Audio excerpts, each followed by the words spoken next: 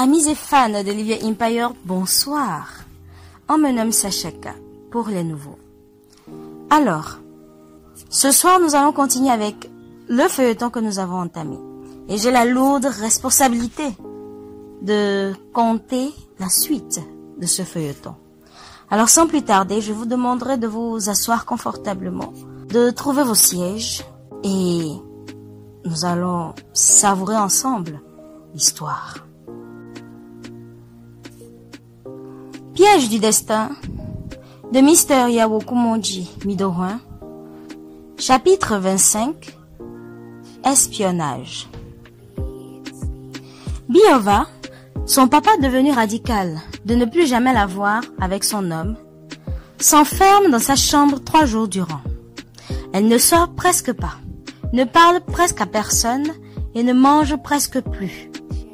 La tension de la maison est tendue. Amoussou ne revient pas sur sa décision. Il y reste plutôt plus accroché et pire, ne donne aucune explication à personne et ne veut écouter personne. Seule sa décision compte. Ça fait 3 jours de cela déjà que notre fille s'enferme dans sa chambre, refuse de sortir, refuse de manger et tu ne dis rien. Tu ne fais rien. S'indigne Mahomet Bio contre lui, ce qui provoque une dispute. Et tu crois que c'est une joie pour moi de la voir dans cet état? Et alors? Et alors quoi? Ouvre ta bouche. Dis-nous de quoi il s'agit ou arrête de faire souffrir ma fille pour des raisons inavouées. Je n'ai aucune explication à donner à qui que ce soit. Que cela vous soit clair à toutes les deux. Faux. Depuis quand ceci a commencé dans cette maison, que tu te prennes autoritaire à ce point? Ne fais pas que ce toit perde sa paix et toute la joie qu'elle a toujours connue jusqu'ici. Parce que je ne veux pas accepter voir mon unique enfant qui fait ma fierté souffrir inutilement. Jusque-là, elle n'a rien fait de mal. Et si tu avais eu un problème quelconque avec le papa de ce jeune homme, qui est d'ailleurs mort depuis plus de 25 ans, déjà, avant même que notre fille ne naquît, ce n'est pas son problème à elle. Amoussou est un peu brusqué par ces propos de sa femme. Que veux-tu insinuer? Je ne sais pas et je n'insinue rien. Mais nous savons tous que tu as changé d'attitude en prenant connaissance du nom du jeune homme. Tout être intelligent doit se poser des questions sur ton comportement sordide depuis cet instant jusqu'à maintenant où tu t'obstines toujours dedans, à notre grand étonnement. Contrôle ton langage, Mahomet Bio. Quoi? Tu me menaces aussi? Parce que la vérité te blesse? Parce que je remue tes égos? Ne fais pas de moi une femme révoltée, faux. Ce tiraillement d'immaturité auquel nous nous adonnons ne me plaît pas. S'il te plaît. Il ne répond plus à sa femme. Il se retire dans sa chambre et se met à réfléchir et à se poser des questions intérieurement. Encore une journée qui s'écoule et tire lamentablement à sa fin sans que Biova ne mette le nez hors de sa chambre.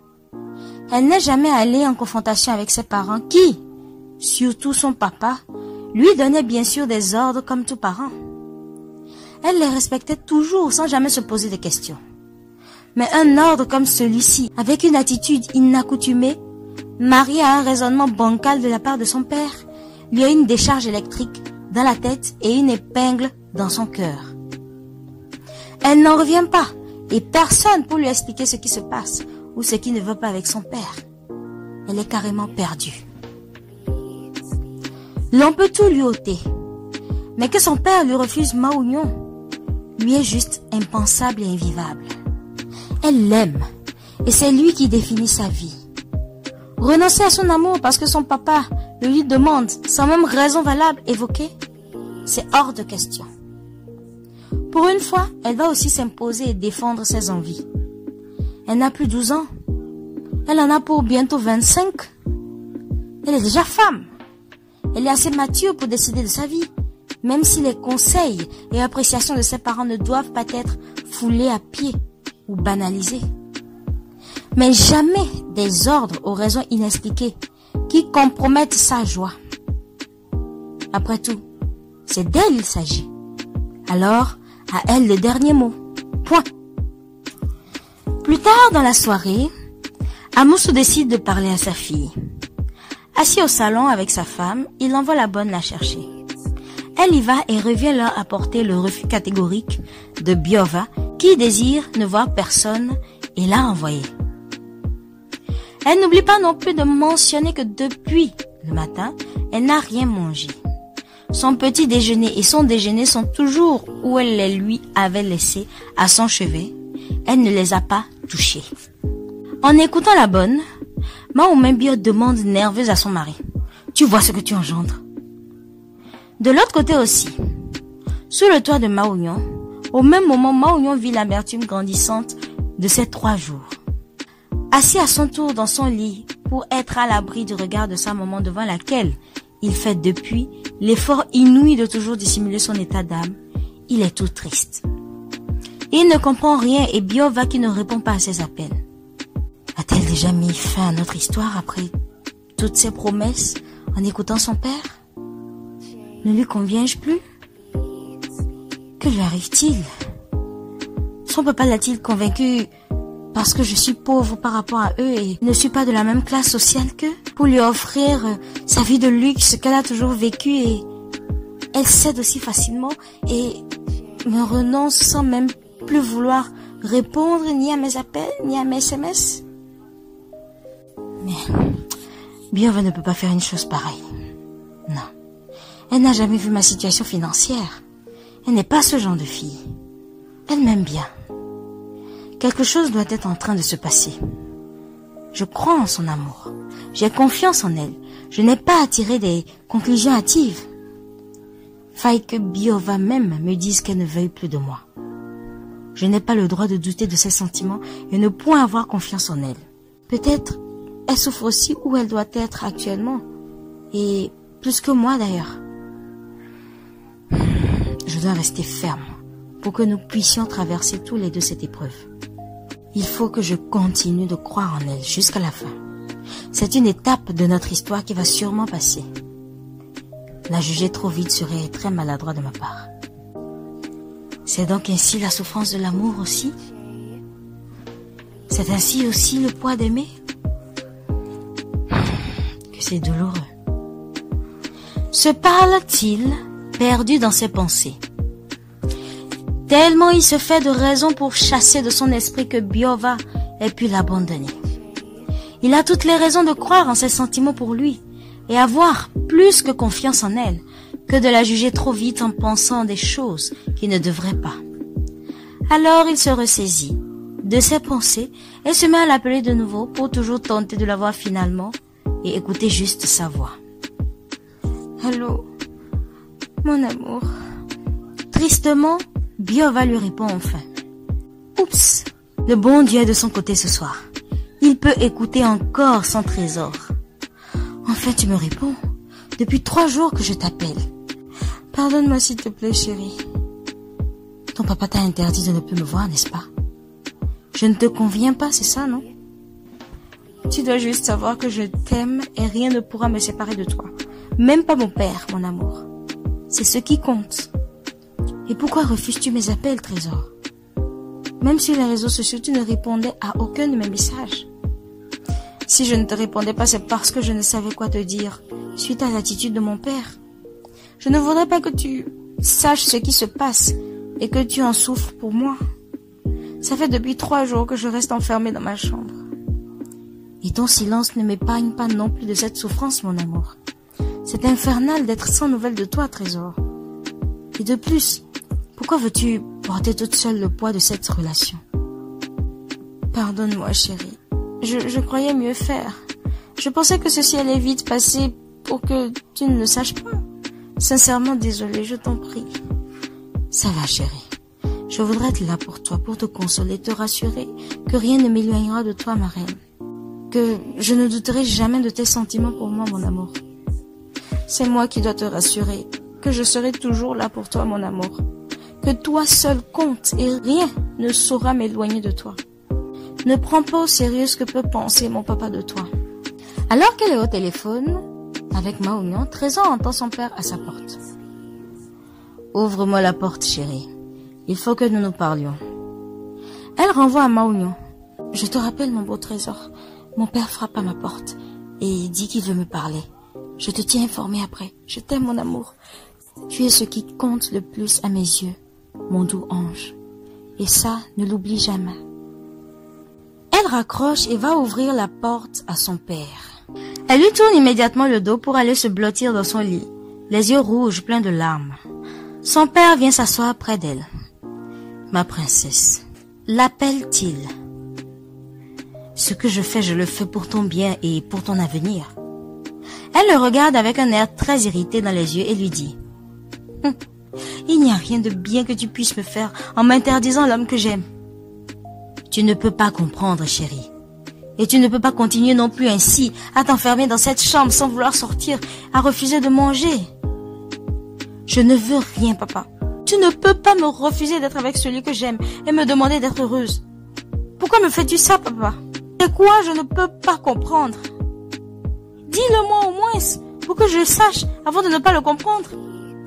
Parce que c'est ça. Et c'est ce qu'il y a de mieux pour toi et pour cette famille. Je n'ai rien à t'expliquer, dit-il en changeant de ton pour redevenir catégorique. Je suis déjà une femme. Je suis grande et je peux faire le choix de ce qui est mieux pour moi. S'il te plaît, je l'aime et c'est avec lui que je veux faire ma vie. Je t'en prie. Je suis ton papa et j'ai le droit sur toi. C'est mon devoir aussi de veiller sur ce qui est bien pour toi. Et quand je dis que c'est comme ça tant que je reste ton papa. J'ai rencontré ce qu'il y a de mieux pour moi, plus que tu ne puisses le penser. Papa, je ne suis jamais allée contre ta volonté. J'ai toujours suivi tes décisions à la lettre et j'ai toujours respecté dans les moindres détails.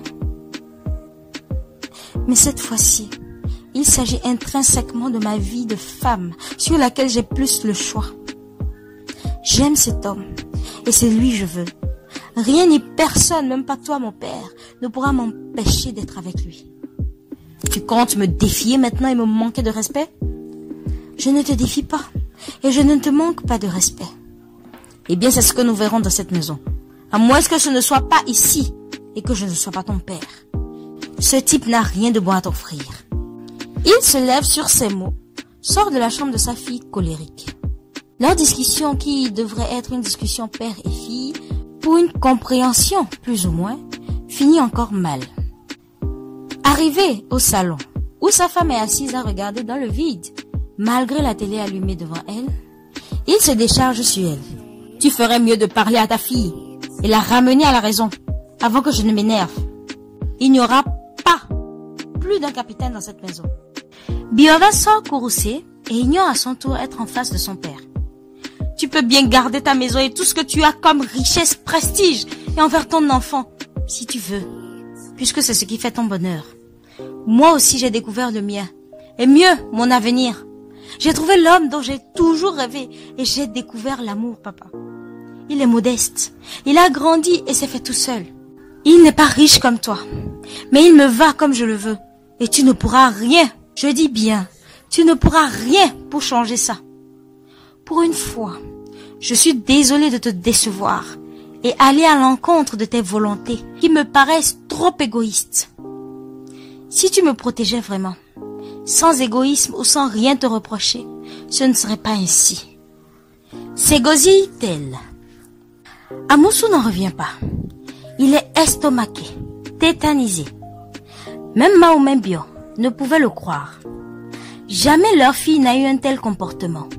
Parler d'une manière déplacée à quelqu'un, à forte raison oser parler ainsi à son père ou l'un de ses parents, pour quoi que ce soit. Elle a été toujours une fille calme, souriante et très docile envers ses parents. Jamais elle n'a même essayé d'aller à l'encontre d'une seule décision de l'un d'eux. Non, s'il te plaît, arrête ma fille. Ne parle pas à ton père de la sorte, encore moins sur ce ton. Je ne te le permets pas. Lui dit sa mère. Non maman, j'en ai assez déjà. Mon cœur ne supporte plus tout ceci et il va s'exploser. Tu dois m'écouter, s'il te plaît, princesse. Doucement, je t'en prie, ma fille. En plus, c'est à ton père que tu parles. Tu t'en rends compte? Si mon père veut que je l'écoute et que je me calme, qu'il me donne des explications sur son refus de me voir avec l'homme que mon cœur a choisi, et d'arrêter de me torturer. Qu'il me donne ne serait-ce qu'une raison. Je n'ai aucune explication à donner, ni à toi ni à quiconque. C'est moi qui décide dans cette maison. Gronde encore Amoussou, tel un tambour sans harmonie, avant de monter, laissant la tension encore plus tendue dans la maison ce soir. Ses parents sont à table pour le petit déjeuner. Trésor sort de sa chambre, salue sa maman et dépasse son papa. Ce qui étonne encore une fois de plus d'elle, sa maman, sur son changement soudain. « Où vas-tu comme ça, ma fille ?» lui demande-t-elle. « Et pourquoi tu ne salues pas ton papa et venir t'asseoir pour le petit déjeuner ?» C'est donc arrivé à ce point pour toi déjà? De me dépasser maintenant, Trésor? Moi, ton père? Tu me boudes? Questionne à son tour Amoussou. Je suis désolée, papa. Excuse-moi pour ça. Arrête de te comporter de la sorte, Trésor. Ce ne sont pas les bonnes manières que nous t'avons toujours apprises jusque-là. Dis sa maman. Je suis sincèrement désolée. Je ne vais plus me répéter. Viens t'asseoir et prends ton petit déjeuner avec nous. Je n'en ai aucune envie, s'il te plaît, ma chérie. Je sais que tu souffres parce que tu aimes ce jeune homme. Mais comme je te le dis, je le fais pour ton bien. Navré que moi, je ne le vois pas ainsi. Que tu veuilles mon bien, papa. Excusez-moi. Elle sort. Sa maman se tourne à son père. Tu vois ce que je dis? Petit à petit, tu transformes notre fille en autre chose. Une chose qu'elle n'a jamais été jusque-là. Tu fais d'elle une rebelle. Elle a 25 ans maintenant. Elle n'est plus une petite fille. C'est une femme. Tu comprends? Une femme. Nerveuse, elle perd appétit aussi. Elle se lève, quitte la table et laisse son mari disgracié devant les plats et s'en va en roue. Quant à Biova, elle sort de la maison sans aucune de ses voitures. Elle passe un appel à la devanture et prend son chemin jusqu'à la rencontre d'un Zemidjan sur lequel monter après discussion avec le conducteur. De loin, un homme la suit sans qu'elle ne s'en rende compte. Il est engagé par son père. Amoussou a planifié depuis ceci au cas où sa fille sortait de la maison afin de savoir où elle va et suivre chacun de ses gestes hors de la maison. Biova, ignorant les manigances de son père, se rend chez Maounion. Au portail, elle appuie la sonnerie. Maounion sort ouvrir. L'espion pas si loin d'eux avec sa moto est cachée, les regarde s'enlacer. Il prend des photos de Biova et Maounion se prenant dans leurs bras. Une photo de Maounion seul, qui, pour fermer le portail après qu'ils se sont détachés, et Biova rentré dans la maison, lui tournant encore son visage sans se rendre compte de quoi que ce soit pour fermer. Une fois le portail fermé, le type sort de sa cachette, revoit bien les photos et appelle Amoussou. Patron, je l'ai suivi jusqu'à ce qu'elle ne rentre dans une maison chez un jeune homme qui est venu lui ouvrir le portail. Et j'ai pris des photos d'eux. Très bien. Balance-les-moi sur mon portable tout de suite. Compris, patron. Amoussou sort aussi pour le travail ce matin lorsqu'il reçoit l'appel de son employé, tout près de la voiture avec laquelle il s'apprête à partir. Une 4x4 Prado, cendre. Après l'appel, il rentre dans la voiture. Le gardien leur ouvre le portail, son chauffeur et lui. De l'autre côté, l'espion monte aussi sur sa moto et s'en va. Et voilà, nous en avons fini avec le chapitre 25, le chapitre de ce soir. Alors, l'histoire devient coriace, compliquée, n'est-ce pas? Au point où Monsieur Amoussou